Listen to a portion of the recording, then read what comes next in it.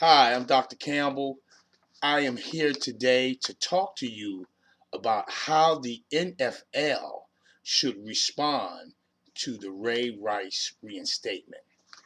Now, when you look at this circumstance and you look at the circumstance with Andre Peterson, this just seems to be an over disciplining of black athletes.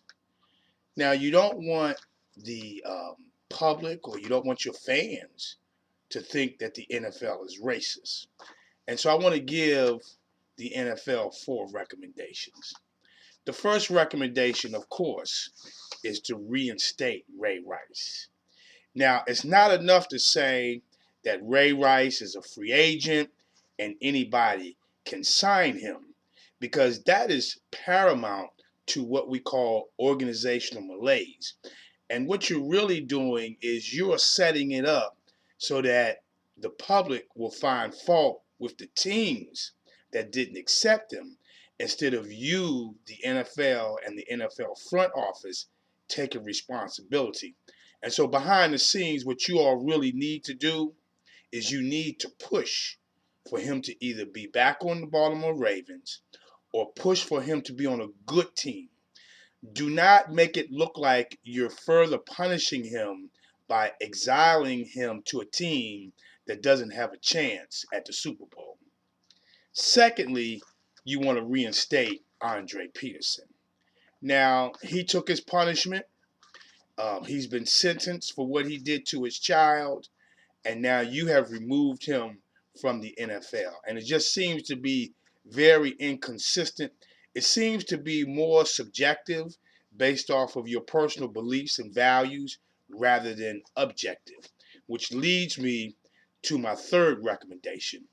You're going to have to sit down and you're going to have to revise that player conduct code. And when it comes to the consequences, you're going to have to spell it out very clearly. If you do this, this is what happens. If you do this, this is what happens.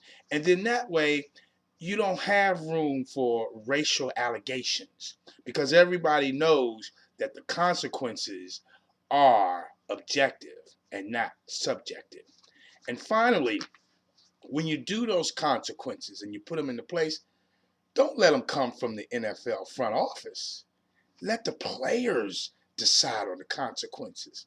Use a team building process where you have each team make recommendations, and then you have them come together at different levels to make recommendations to the NFL. If you do it that way, which is a bottom up process, then the players will take ownership.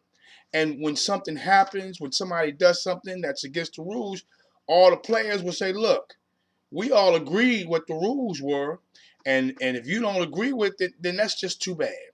And so this is how to avoid the racial stigma that seems to be stinking up the NFL. This is Dr. Campbell.